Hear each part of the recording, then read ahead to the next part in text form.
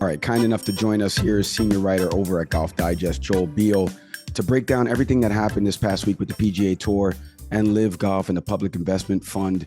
Joel, Mike Leon, Nick Savary, thank you so much for hopping on the podcast with us. Of course. Thanks for having me, guys.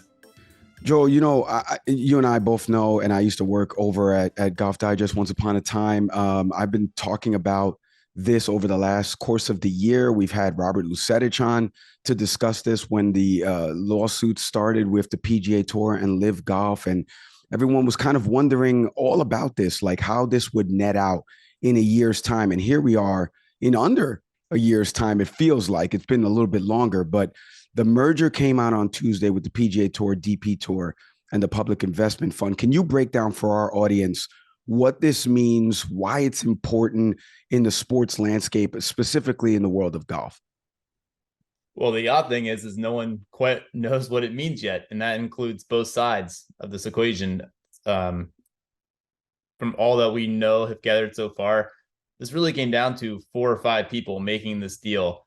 And teams from both the PGA Tour and LIV Golf basically found out in real time on Twitter and in the CNBC announcement.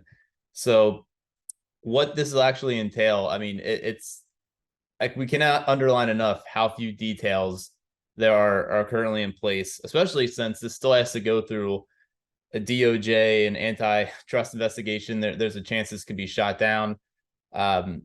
What we probably can say for certain is that Saudi money will now be coming into the PGA Tour. Whether you want to look at it as a merger, a partnership, alliance, the verbiage continues to change, it seems like every hour. But this is also something that no one really foresaw coming. You can go back to even just a month ago, Jay Monahan explicitly said he just could not envision any peace scenario given that both sides were in litigation. So to say this was a surprise on Tuesday is understatement of the year. Joe, as you mentioned, obviously, details are still coming in. The word that we're hearing often is the word merger as it relates to this. From what you're seeing so far, the cynic in me hears merger, thinking of LIV being a much smaller entity and not really a successful one.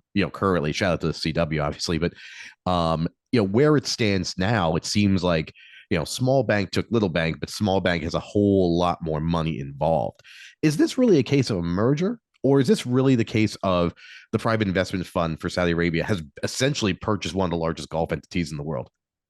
Yeah, both sides have been quick after the news broke to kind of placate, hey, this wasn't a merger. And I think the merger order kind of came out of that CNBC piece. And again, both sides have been saying it's more of a partnership and alliance. What the PGA Tour has told us is that right now, PIF is expected to bring in about 20% as a partnership.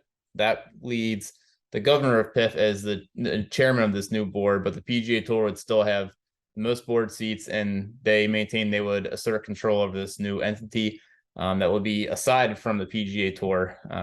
Now, that's also another thing in discussion. You talk to certain people at the tour, they say it's an appendage. Others say this is actually an umbrella of the tour. So we're not even, if you wanted to flow chart it, you couldn't do it because that just shows you how little framework this actually looks like. But the important thing is that there is a partnership where anyone who said that saw this coming is lying to you. Joe, the other part that has been coming out is that the original call, from leadership at the PGA with players was contentious to say the least, and that's using it in the lowest way possible. And it seems like one of the things that's coming up is the reality for players who opted to not partner with LIV last year, essentially lost out on a substantial amount of money. Has there been any discussion of how the PGA through this partnership could potentially make it up to players? Is that even being talked about? Because I imagine it's potentially, and correct me if I'm wrong here, potentially something that's sitting on the minds of players who thought, they were following their ethics a year ago. I mean, that's been the main topic from those who have stayed loyal to the PGA Tour. Again, although it's very short on specifics, Monahan has essentially said both in interviews with his membership as well as on TV, as well as the media, that's basically his number one goal now is how to make right with those guys. And at least from what we know in the players meeting, he said the top 10 players will make even more than they would have went to LIV. How that comes to pass, again, no one really knows yet. It's funny when discussing these scenarios over the past year or even 2 years, the pushback we always got from both the tour and as well as the tour players was, how do you rectify telling your membership who stayed that, hey, this guy who just took 60 million to leave can now come back with very little penalty? It's the idea that the person would give that money back is just something you can't foresee happening. Even legally, it sounds like it's not really something that could possibly happen. And the idea that even though there is this new money infusion to make up that deficit that these guys passed on is just something that people are having a real hard time wrapping their heads around. And you mentioned the morality standpoint too. That's been so far, I think, the biggest pushback on this is that Monahan as well as the tour really played the morality card, but invoking families of 9/11 and discussing when LIV launched last year, hey, we've never had to apologize for being a member of the PGA Tour, to obviously signify the problematic ties that the Saudi PIF has with LIV Golf. And now to go back on that and take the exact same money, you know, you can think what you want about the money if it's dirty. Obviously, that's been a very deep dive on the idea of sports washing. But they took their stand, and now to kind of go back on that and do a 180, and especially to leave players in the dark too. I think that's where most of the hurt feelings are right now. A lot of the players feel like they were pawns in this game, and obviously it's supposed to be a player-run organization, and this was a decision made not by the players. Hey, Joe, you kind of fed into my follow-up perfectly, because I was going to ask you a little bit about how do we reconcile that, June interview with Jim Nantz on CBS and the commissioner specifically saying, have you ever had to apologize for being a player on the PGA Tour? And now players may have to apologize for being members of the PGA Tour. I did want to ask you, though, just as a side to that, what I've noticed now as mainstream outlets are starting to cover this, you're getting folks that either don't play the sport, don't know anything about the sport. So they're asking kind of either the wrong questions. I saw Caitlin Collins interviewing Bryson DeChambeau, and besides getting Jay's name wrong, didn't really harp into the certain things as to why he left LIV, why he's coming back now, like a bunch of different questions that were just not asked properly. So what would you say to media outlets that are kind of covering this? Because this is going to be in the news for the next couple of months as the lawsuits tend to fade out now, but the DOJ, and we find out if this will violate any antitrust laws, if this even gets passed. What would you say to members that are covering this that maybe don't follow the sport on what are the questions to ask? What are the questions to ask the commissioner, especially given that 12 months ago, he was on television on CBS at 3:30 p.m., spitting, saying that this company was not to be trusted and you should never do business with somebody like this. And now he's in bed with them. Like, what would you say to journalists that are covering this from outside outlets? Yeah, so a few things there. First, you mentioned the hypocrisy. I mean, Monahan on a couple occasions now, both in interviews on TV as well as with the media, he's called it out. He said, listen, I know I'm gonna be called a hypocrite for this. And that's kind of all he said about it. I think he knows there is no right answer, because it's hard to defend pulling a 180, not only a 180 in anything, but a 180 on that subject alone. It's just something that's a lot of people are not going to reconcile. And any attempt to do that is going to be tough. Another person involved is Jimmy Dunn, who was one of the figureheads with the tour to help facilitate this. Jimmy Dunn is the guy who lost most of his company in the 9/11 terrorist attacks. His office was located at World Trade Center. This was the guy who ultimately made the deal with Saudis, and I think that's the really tough one that I think people are having a hard time trying to understand.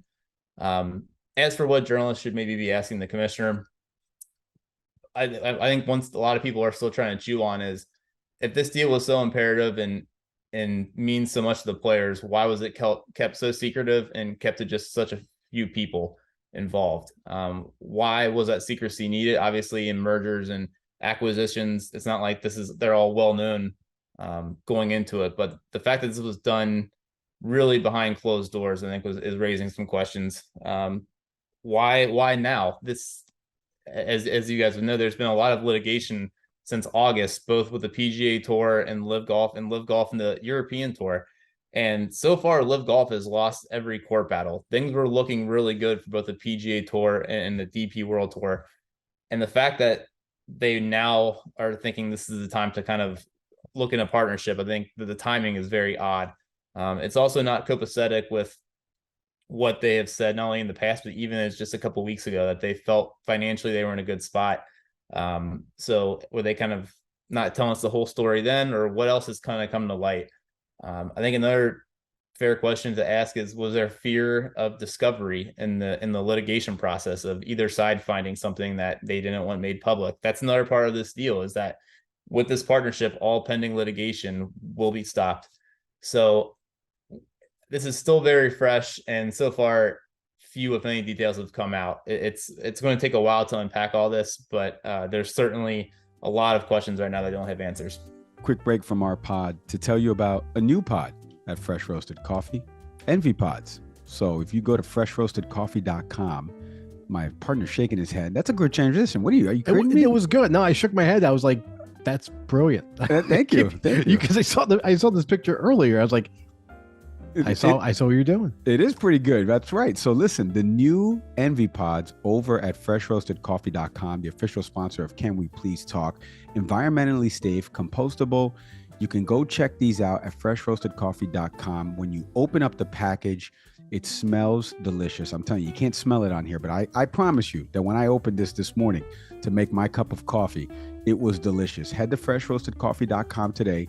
Use the promo code CANWEGET20 for 20% off your first order, or hit the link in our show details. You know, Joe, I want to point the audience to golfdigest.com because you wrote an article about Rory McIlroy.